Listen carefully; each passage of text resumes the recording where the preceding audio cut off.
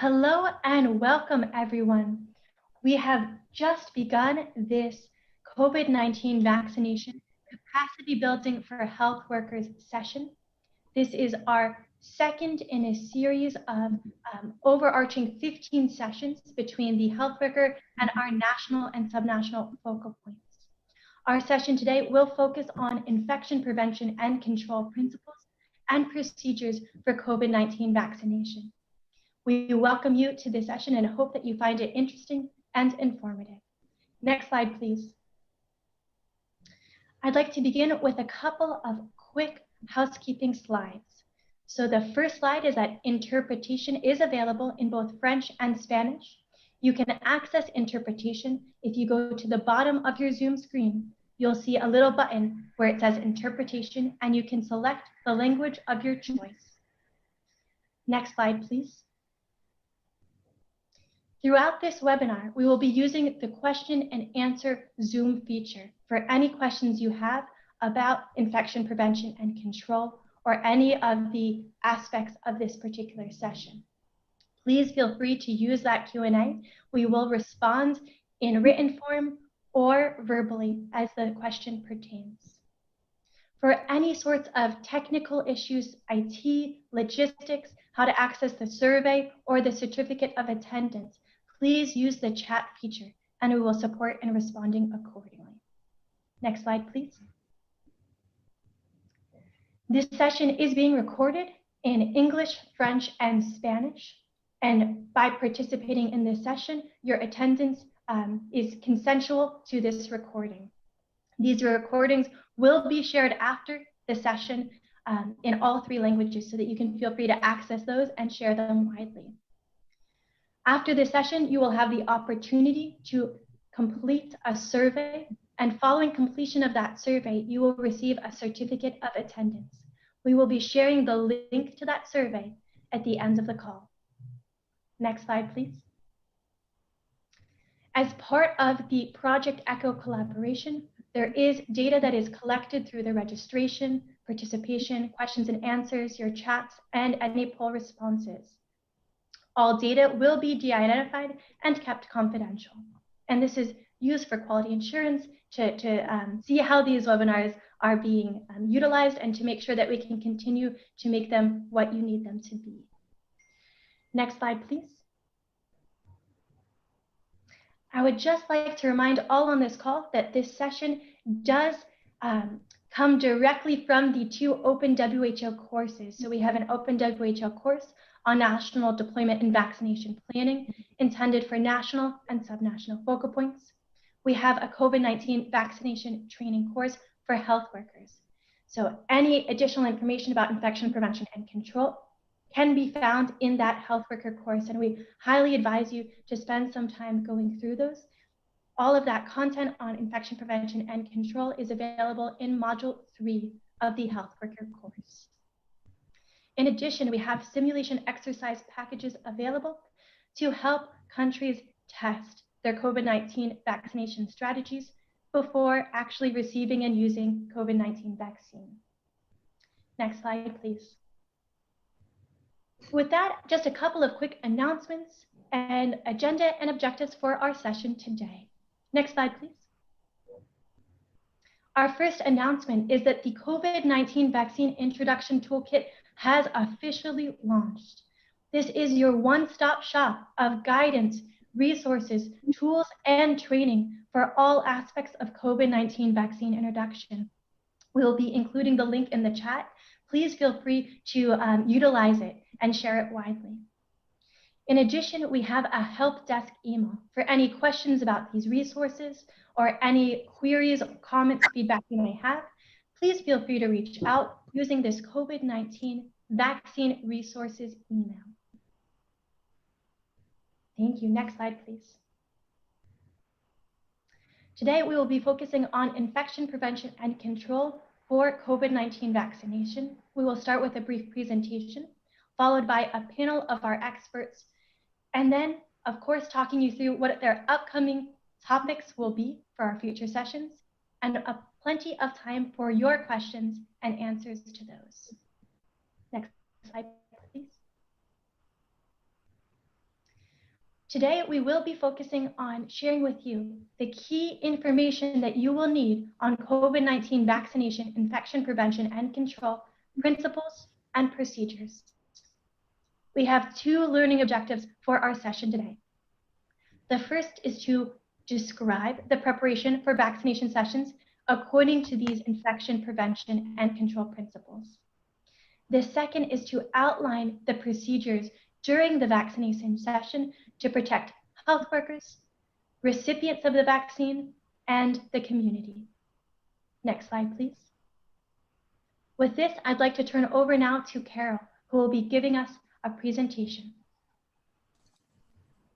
Thank you, Shoshana. Benedetta, did you want to say anything else in terms of the introduction, or shall I start the presentation? No, of course, go ahead with the presentation. Thank you. Thank you very much. So thank you for inviting us, WHO, to contribute to this webinar.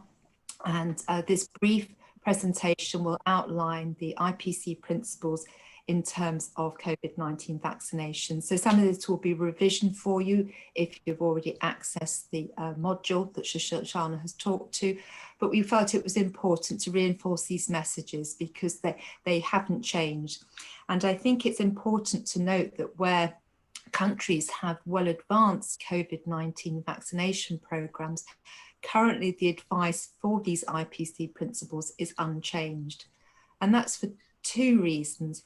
One is that we are still gathering data globally on the effectiveness of vaccines in terms of reducing transmissibility to others.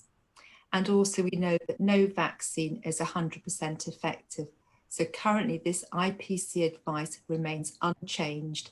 And we don't know when that will be reviewed, but it's important that you follow this advice both for yourself, your colleagues, the vaccine recipients, and as Shoshana says, and the community.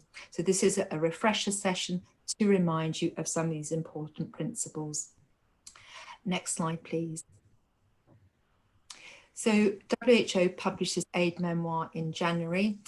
It's a brief 4-page document, and this was bringing together the existing WHO guidance on IPC. We felt it was important, a bit like your new website, Shoshana, that all the information was held together in one place to make it as easy as we can do for those having to run clinics. The aid memoir was divided into 2 elements, the preparation and planning phase, so this is how you set up your vaccination session, and then the operational phase about how you conduct those vaccination sessions safely. Next slide, please. So as a reminder again, a refresher, these are the key infection prevention control principles for safe vaccination. Standard precautions, which I hope you're all familiar with, are precautions that are used in the care of all patients at all times in all circumstances. And these apply equally to vaccination delivery as they do for any other elements of healthcare. Then when there are also additional IPC precautions that are required to minimize SARS-CoV-2 transmission, and that includes masks in this instance. I think the next bullet about training is very important, and it's not just the health workers that need training, it's anybody engaged in that vaccination session. So it could be admin and support staff, it could be your cleaning staff, so everybody understands their role and can help the safe delivery of COVID-19 vaccination. And we have suggested that some strategies that perhaps have daily huddles with your staff so everybody can understand the expectations. If there are issues with safety, they can be picked up and addressed. And communication is absolutely key to making sure that everybody understands their roles and responsibilities in terms of vaccination sessions. Next on our list is obviously we want a clean environment, and we want it to be well ventilated. We know that good ventilation is an important COVID-19 control measure, and this could just be as simple as opening doors and windows to make sure you've got a good throughput of air, and obviously physical distancing. The current advice from WHO is that should be at least 1 meter between people. except of course when you're delivering the vaccine, in which case our advice is you stand to the side of the person receiving the vaccination. So it's not a face-to-face interaction.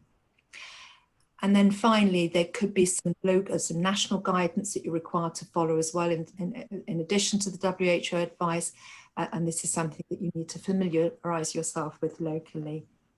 Next slide, please. So to go into a little bit more detail, as you would expect on any talk or any session on infection prevention control, hand hygiene is at the top of our list of things that we like to talk about because it is so important. And in terms of vaccination clinics, our advice is that you use alcohol-based hand rub between delivering your vaccination between the vaccine recipients. And actually, if you look at the aid memoir, it explains how that is consistent with the WHO 5 moments for hand hygiene. You also need to have soap and water available in your clinics if your hands get dirty. And it's important there are hand hygiene facilities available for everybody visiting that session, be it vaccine recipients, health workers, or other staff, and that should be readily available. Because obviously we want to encourage the vaccine recipients to adhere to things like respiratory hygiene. So if they sneeze into a tissue, they dispose of that tissue, and then they clean your hands. Next slide, please. And just to talk a little bit more about personal protective equipment, the use of personal protective equipment should be used risk assessed as to what's going to be needed. And it's really what the anticipated exposure to blood and body fluids is likely to be. And in a COVID-19 vaccination clinic, the advice is it's medical advice for healthcare workers, those delivering the vaccine, and a medical or fabric mask for the person receiving the vaccine. And just to remind you, our advice is, and this is not new WHO advice, that gloves are not indicated unless there is skin breakdown or body fluid contact with body fluid is anticipated. And underneath the image on this screen, I've listed the 2 most important documents there that explain this in a little bit more detail. We do recommend that you have other supplies of PPE available, just in case there is exposure to somebody perhaps develop symptoms of COVID, or you might have exposure to blood or body fluids. But the important thing to remember is that if you use PPE, whether it's a simple mask or you use other equipment, this must always be combined with effective hand hygiene. Next slide, please. So Shishan has talked about module 3, which is the IPC Principles. And I'm just drawing this to your attention because we recognise that the vaccination programme will be delivered in a range of facilities beyond healthcare. And that's happening globally. So it could be community facilities, it could be outreach, so the refugee camp or prisons, or it could be difficult to reach groups. But I think the important thing is the principles really apply wherever you're delivering vaccine. So things like the distancing, wherever you're doing it, you would want to maintain that 1 metre distance or more. And if you look at the information provided in module 3, for example, it gives you a list of items that if you need to do outreach vaccination programs of what you need to take with you. So it's a very informative program, hopefully practical and helpful. Next slide, please.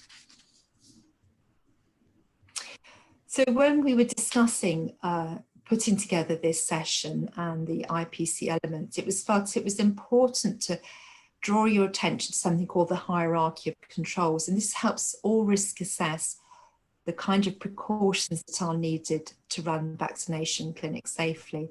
And you'll see it goes from what are the most effective controls, that's elimination, but we can't do that in this instance, to the least effective, which is the use of PPE. So I suppose my take-home message is here is you need to look at all the controls. It's the package of elements that keep the health worker, the vaccine recipients and community safe. And it's looking at those other elements that you need to have as part of that package. So for example, we talk about engineering controls. That's perhaps providing physical barriers, increasing ventilation, which I've already referred to. Also administrative controls, communication, which I've referred to, limiting occupancy, controlling the number of people that are in a facility. So it's that complete package that will make the vaccinations sessions as safe as we can. But PPE does have a role to play, but it's not just about PPE. Thank you. Next slide. And I think cleaning and disinfection, and I think this is something I'm told that people are really interested. So I think the first thing I would say is that the cleaners need to be trained. Don't assume they know how to do these things. They need to understand safe systems of working. When equipment has been selected for vaccination clinics, it's really important they're easy to clean. You want to have smooth, impermeable surfaces. You don't want porous surfaces. It's little things like minimizing clutter. If there's no clutter there, it's much easier to clean things on a regular basis. So those are important principles to be aware of in cleaning and disinfection. And it's also important to understand, and I've included a link at the bottom, that this is a two-stage process. When you're cleaning, the first thing is removing any physical dirt or soil. You always go from the least soiled place, the dirtiest place when you're cleaning, and only once something is physically clean, then you can apply your disinfectants. And most commonly, this would be something like alcohol or chlorine. And most commonly, if you're cleaning, it's 0.1%, 1,000 parts per million. But it's important this is done consistently. And I think it's always a good idea to have some kind of monitoring process to make sure that your standards of cleaning are maintained. And we really emphasize the importance of attention to high touch surfaces, because those are the ones that are going to be most readily contaminated.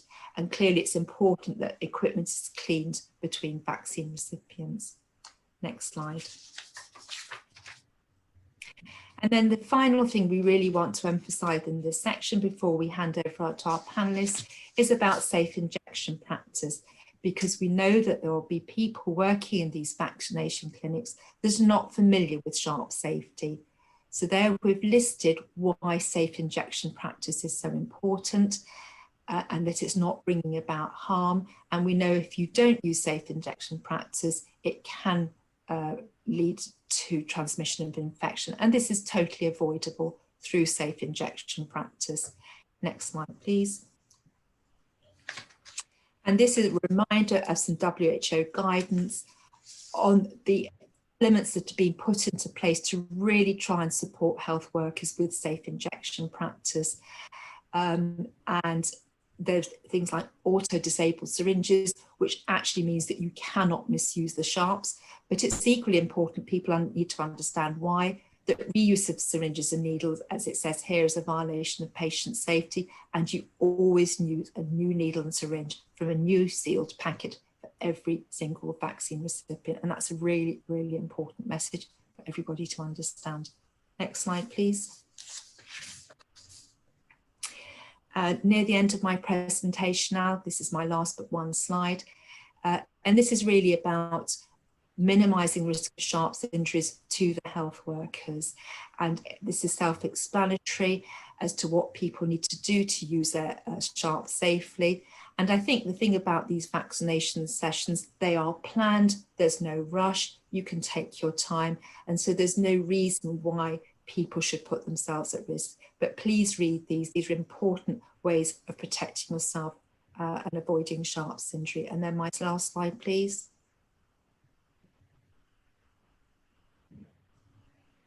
Next slide, please. And just quickly, this is some resources that can help you in terms of making sure that you're really well informed about safe vaccination. So with that, I hand back to Shoshana. Benedetta, thank you. Thank you so much, Carol, for that helpful overview of these key infection prevention and control principles and procedures. I'll now turn to Benedetta, who will be introducing our panelists and facilitating the panel. Next slide, please.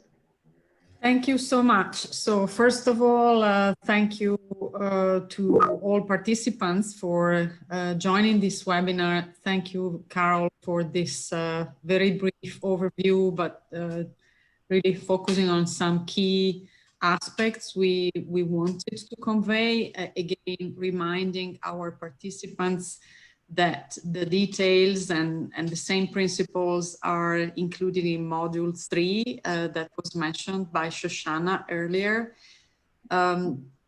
And now moving to this interesting discussion we would like to hold with colleagues from different countries and who have real life experience in COVID-19 vaccine rollout.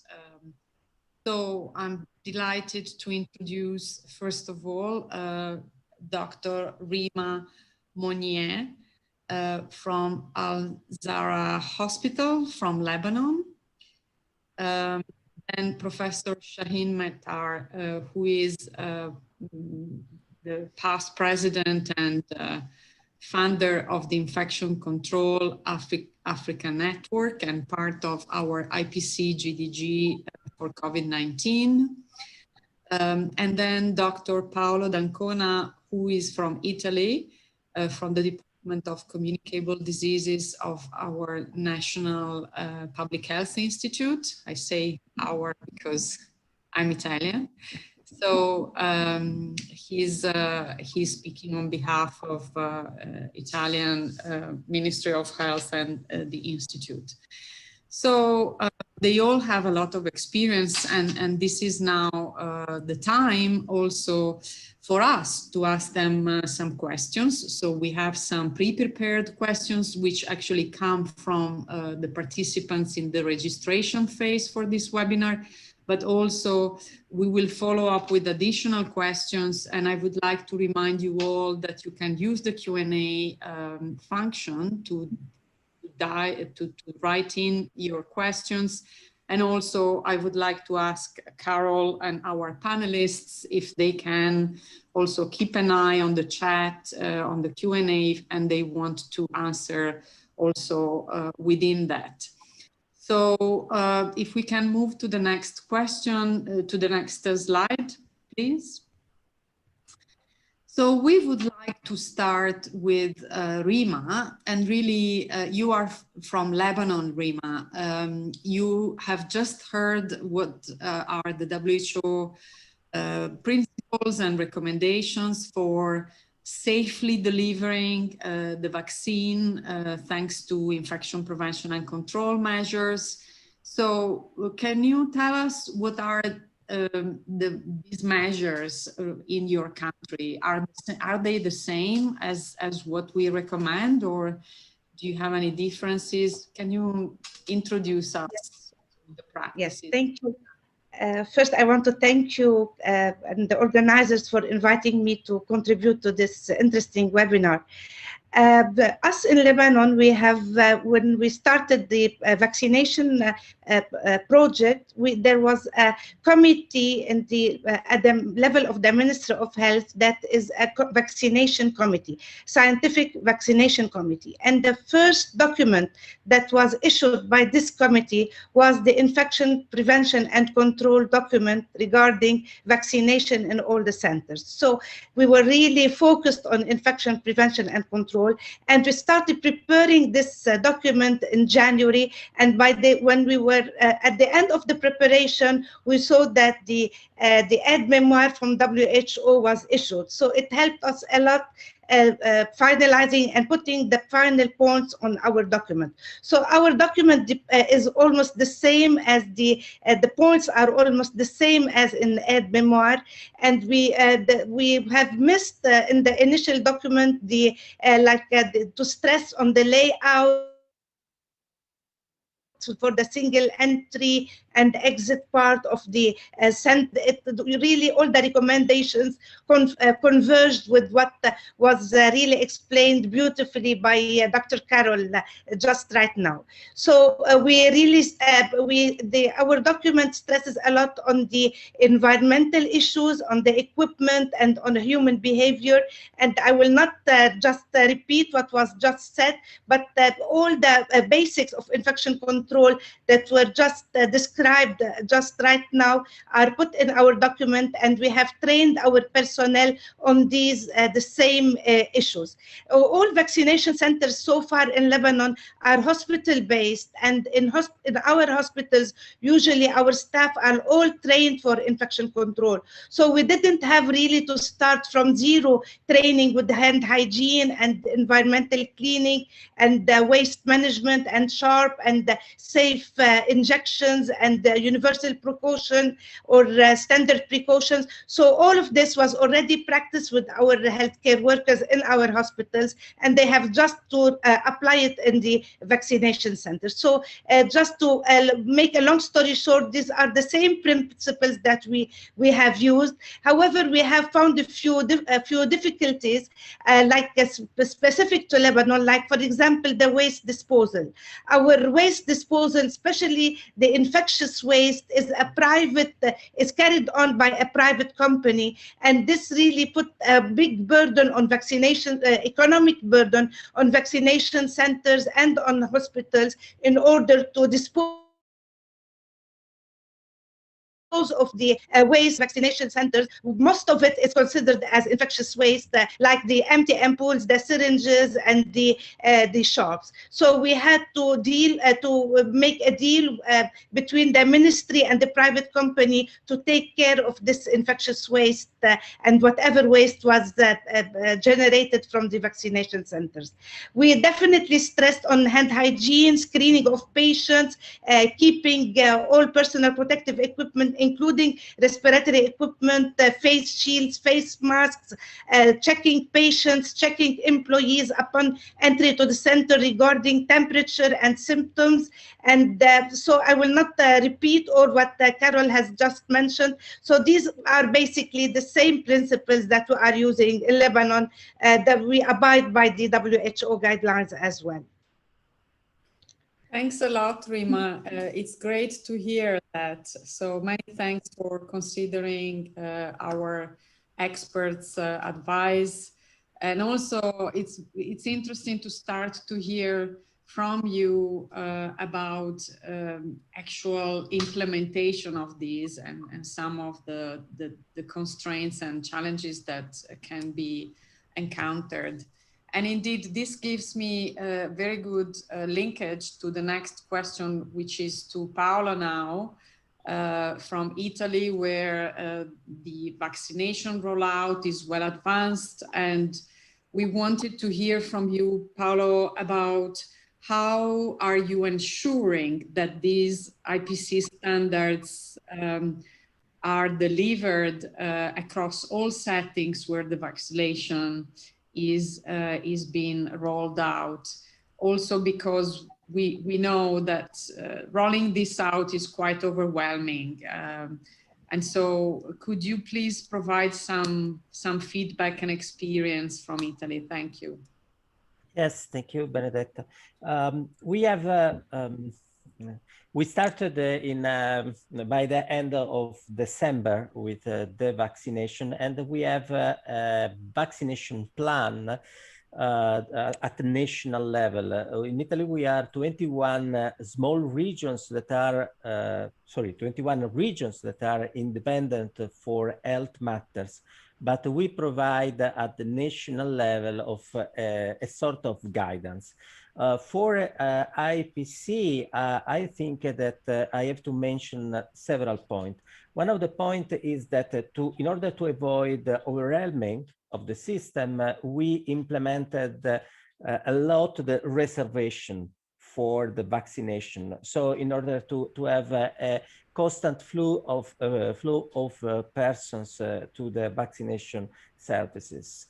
In terms of implementation in these vaccination sites, we asked to the regions to have a medical doctor expert in vaccinations that they can guide and overview the site.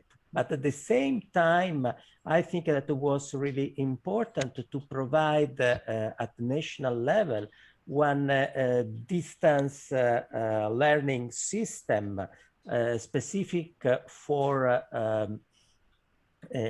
people involved in the vaccination system, where we included also safety, we included also IPC, and we provide a lot of information how to manage not only the vaccination and not only what kind of vaccine, but also how to provide safe vaccination and good procedure. We enrolled until now almost 30,000 people involved in vaccination, and 12,000 of them finished the first part of the course. Then we also provided one specific document saying how many people, what kind of profiles should be included in this vaccination site, to be sure that every component of the vaccination process was present in this vaccination site. And we asked not only to the doctors, but also to the nurse to check the IPC aspects. And to begin the vaccinations, we decided to start at hospital level. So organized this center in some specific, in Italy, they were almost 300 centers in the hospitals, where it was much easier to keep the high attention for IPC aspects, especially for safety, because in Italy we have technical guidance for IPC in healthcare workers. So it was for the first 2 months, I think that it was absolutely important this sort of process to start with the right step, the implementation of these sites. We think, sorry, no, just the last. We think that anyway, technical documents should be updated following the epidemiological situation, and this is what we have in plan. Thanks a lot, Paolo. So indeed, I think you highlighted 3 or 4 really critical points. Just let me summarize them. So the importance of developing national guidance and including IPC principles for the safe vaccination delivery, the importance of local supervision of compliance with the key IPC measures, and also this point that you highlighted about having training, and in this case, in the current context of the pandemic, online training that you developed ad hoc for the vaccine delivery. These are all very, very important aspects.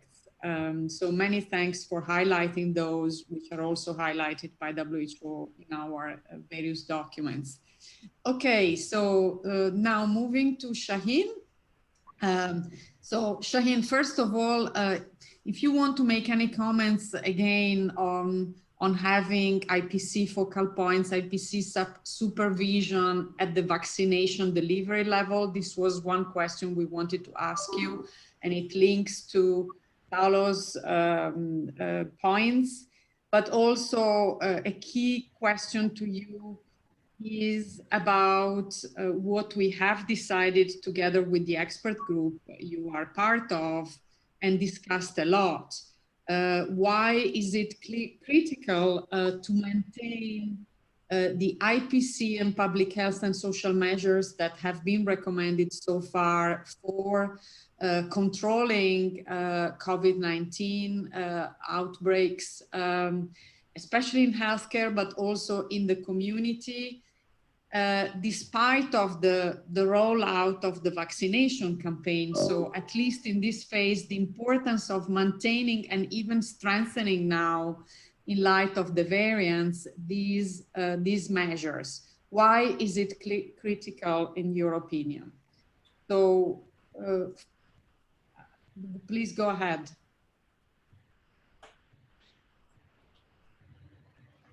You are muted. I'm now unmuted, yes. Yeah. Thank you very much, Benedetta, and thank you for the invitation to come to this meeting. It's really interesting to see how different countries are doing different things. And I just wanted to start off by very quickly saying that Africa has got an EPI program running for many, many years. So they know how to deliver mass vaccination. However, it doesn't always follow that they will be covering infection control guidelines as they go.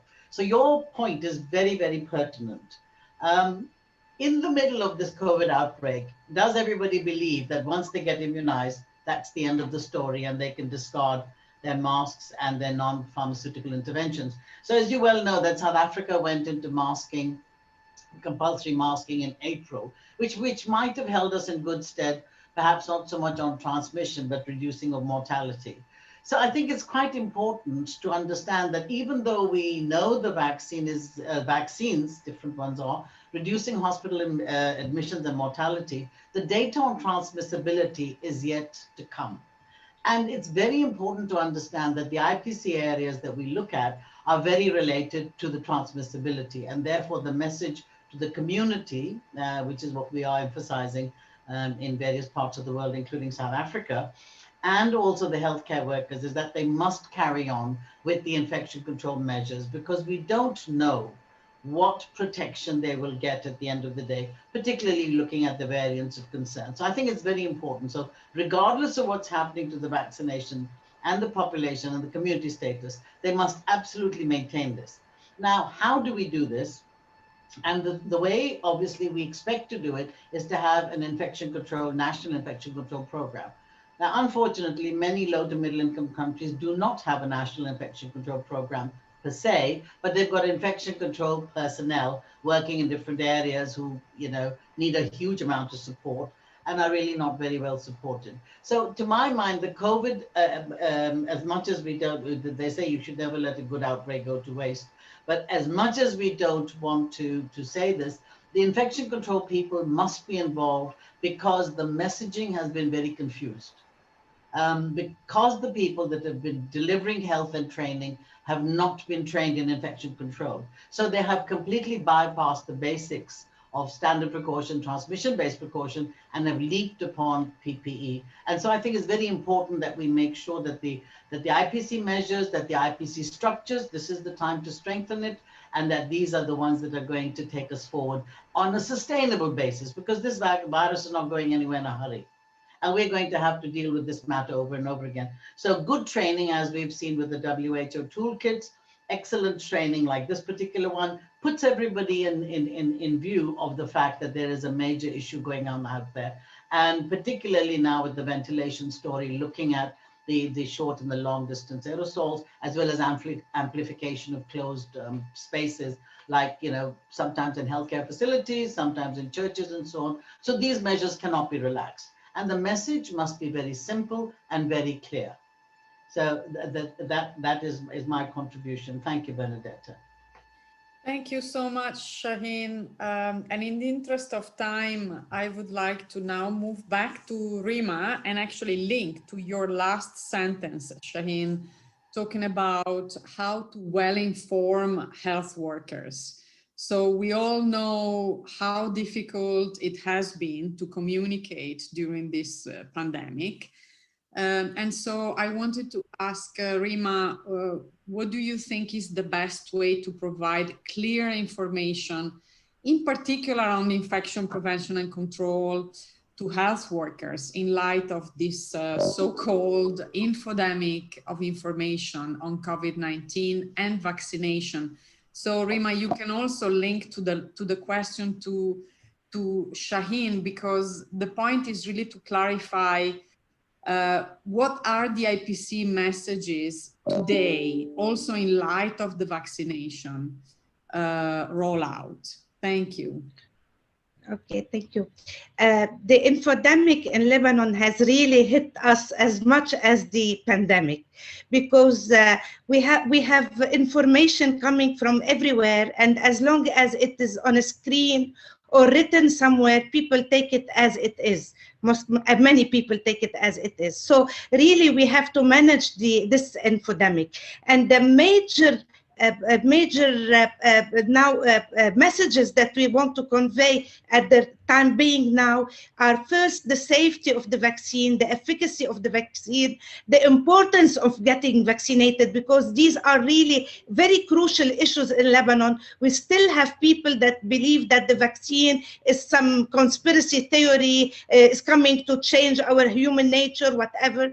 And in terms of infection control, we have really to stress the point that post-vaccination does not mean we finished with all the precautions that we have to take. We have to stress that all the precautions of pre-vaccination, from face shields and face masks and face coverings and hand hygiene and avoiding gatherings and the distancing and the sick staying at home, and whenever you are sick, you have to suspect COVID-19. All of these have to remain for a long time after vaccination, even after vaccination of a lot of people in the country. So this is the greatest challenge to face the infodemic in Lebanon at the time being. In order to face such a challenge, we have to really manage information, and because managing information will help really stopping these fake news that are everywhere. And if you're not really structured, you cannot really do it. So in order to manage information, first we have to find the right scientific basis for all the information we are giving. So we cannot just, because we are talking not only to lay people in this infodemic, we are talking to physicians, to surgeons, to scientists, to everybody that think that there is some conspiracy, or we want them to buy face masks because we want to earn money or whatever. So we have to find really, first of everything, the right evidence-based medicine, and to convince people at all community levels, at all educational levels. Second, after finding this evidence-based information, we have to translate it, as Shaheen has beautifully said, in a very simple, clear-cut, direct information. So we cannot say, like, if you like, you can wear a mask, maybe it is good to wear a mask. We have to be really very strict and clear that wearing a mask really prevents transmission of the virus, and this has been shown through studies, and the studies showed such numbers of declining of the numbers whenever two people were wearing the masks, etc. So giving the right information in a simple way with a backup of solid scientific evidence is very important. Third, we used a lot, and I think this is very important, to use stakeholders, to make stakeholders, opinion leaders, and patients to do a role play, to make a role play. So for example, we cannot have in the hospital the chief surgeon walking around without hand hygiene, or without having a face mask, or without going into a gathering and having pictures in a party on Facebook. So these things really have to be really stressed out, having opinion leaders, people that they believe in, going in public with the IPC measures and talking about them on TV shows, on interviews, whenever it is possible. And also we have to quantify this informatic. So we cannot just attack the informatic. We have really to know what they are talking about. So we have to have people really watching out what's happening in the social media, what's being said in the social media, how much it is being said, and really and work against it. For example, we have like a survey about the hesitancy, and we had a lot of the vaccine, and we had multiple questions to see where are the points that we have to really tackle in order to convince people whenever there is a fake news or uncertain news about the vaccination. It's the same that applies to infection control. So if, for example, just one word, if, for example, there's a lot of stress in social media that the transmission is only via respiratory route, we have to stress again on the importance of hand hygiene and give numbers and evidence-based medicine about hand hygiene. So this is the way we really try to find this wave of infodemic. No, this is great. Many thanks for this very clear number of points that you made. So indeed, linking to this topic and moving for the last question to Paolo, I would like to expand a little bit on this issue of health workers who refuse vaccination. So what do you think are the implications for infection prevention and control of this refusal in the future and at the present time? And maybe if you want to talk about how you are tackling this in Italy. I think we need to be precise because we have more Q&As in a few minutes for all of you that will be moderated by Shoshana. So Paolo, if you can be concise. And also I remind you all that whenever you respond, you need to speak a bit slowly for the interpreters. Thank you. Thank you. Yes, it's the real estimation of healthcare workers that refuse the vaccination is not still available in Italy because we have to consider that it is not clear the denominator, so how many of them fall in this definition. However, we are discussing in Italy what we have to do, because the implication is that there is that could be a higher risk for patient and for colleagues. Also because obviously if the circulation is inside inside an hospital or in a clinic, it could be a problem. For us to consider mandatory the vaccination is hard, but there are some regions that are applying a system similar to the flu vaccination. So if there are some units, some ward with higher risk patient, the not vaccinated healthcare workers cannot work in that specific ward. So it's a sort of solution that make not mandatory the vaccination, but at the same time make safer the environment for the patients and the colleagues. These are we arrived at, it's not national, but I think that it is important to the discussion. Yeah, these are some of the good solutions to this problem. So many thanks, Paolo, and also Rima and Shaheen for your input so far. And I hand over to Shoshana for further questions to the three panelists and also Carol if needed. Over to you. Wonderful. Thank you so much, Benedetta, for that fantastic panel, and to all of our panelists. We have a couple of questions that are useful for us to go through, and I'll turn over to Carol for these first two. From Zishan, we have, is there any checklist or other type of resource for IPC assessment that could be used for COVID-19 vaccination? And from Alia, why is it that we still need to wear a mask after receiving COVID-19 vaccination?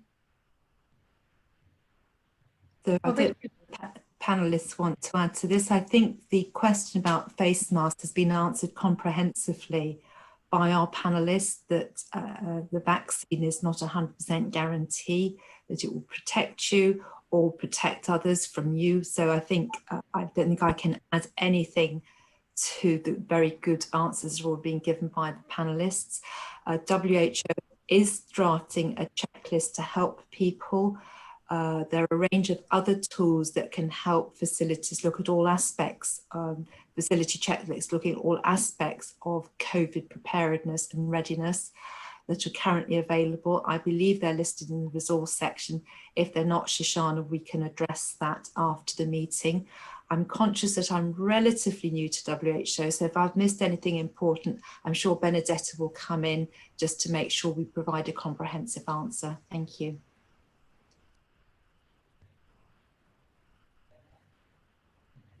Wonderful, thank you so much. I'll go to our next question, which is for our panelists.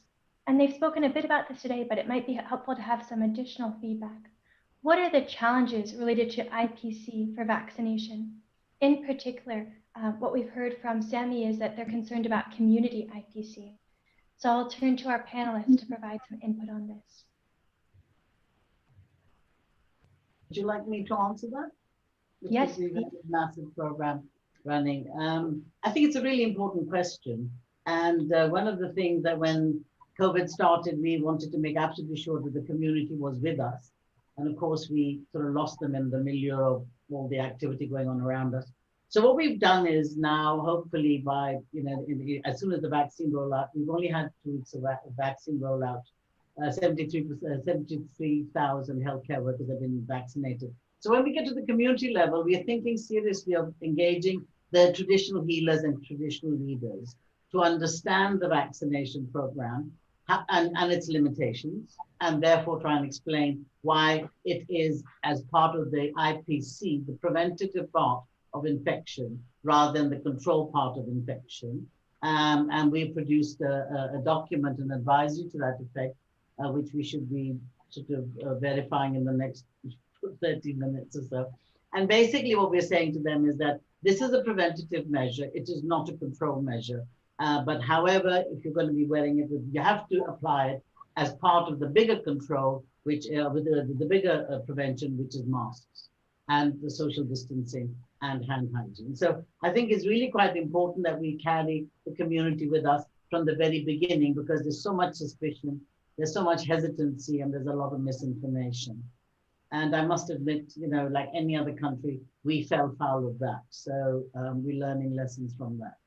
I hope that answers your question. That's wonderful. We have a question about environmental cleaning. Actually, there are a series of questions about environmental cleaning. The one that I see here is, can we use disinfectant wipes for environmental cleaning? And what to do with a multi-faceted approach to environmental cleaning? So how does this work in outreach settings and other types of scenarios, office settings, etc.? And I'll turn to Carol to respond to this question. So while we've been on this webinar, I've been trying to find out what the WHO position is on disinfectant wipes. And if I may, can I defer to Benedetta? The cleaning information that I gave, it's really just trying to apply those principles in different settings. I realise that's much more straight in a health facility than it is in some difficult to reach groups, but really as best as you can, try and apply the principles of hand hygiene, masking, distancing, needle safety. You should be able to do most of that. I think it's more difficult in an uncontrolled environment, but to really strive to make those things happen. But Benedetta, I'd be really grateful if you could pick up the question about disinfectant wipe. So if this is meant for hand hygiene, for sure, WHO so far does not recommend disinfectant wipes for hand hygiene practices because there is no sufficient solid evidence about this. To my knowledge, also for environmental cleaning is clearly preferable to use products that are recommended for cleaning the environment together with the tools that are usually indicated. So I also think that Shaheen, being one of the leading authors of a very important document that was developed between ICANN and CDC for environmental cleaning and recently issued 1.5 years ago, she might want to comment on the wipes for environmental cleaning. Shaheen? Thank you.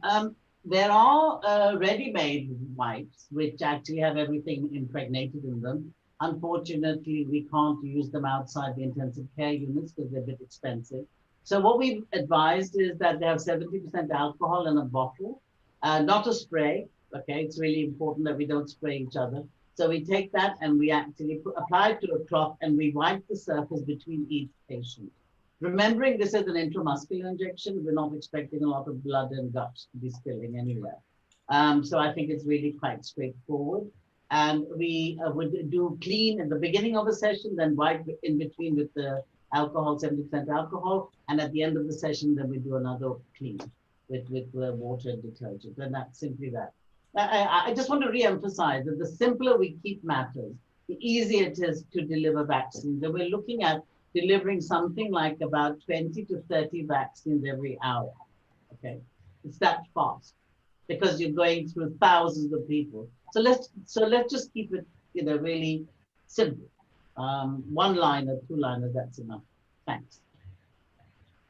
Wonderful. And with that, we are now concluding this session. So I would like to give a big thanks to all of our speakers, to all of our panels, to all of our participants who joined today and for these fantastic questions you've offered. And of course, always to our fantastic interpreters. Many thanks to all. We will be able to share the recordings with you shortly. We will be answering those questions related to the topic that we're not able to answer during this time, and we'll share those out. And with that, I'd like to say once again, a big thanks, and I hope you have a wonderful rest of your morning, afternoon, or evening. Thank you. Thank you very much. Thank you. Thank you. Bye. Thank you very much, everyone. Keep in touch. Goodbye. Thank you. Bye-bye. Thank you.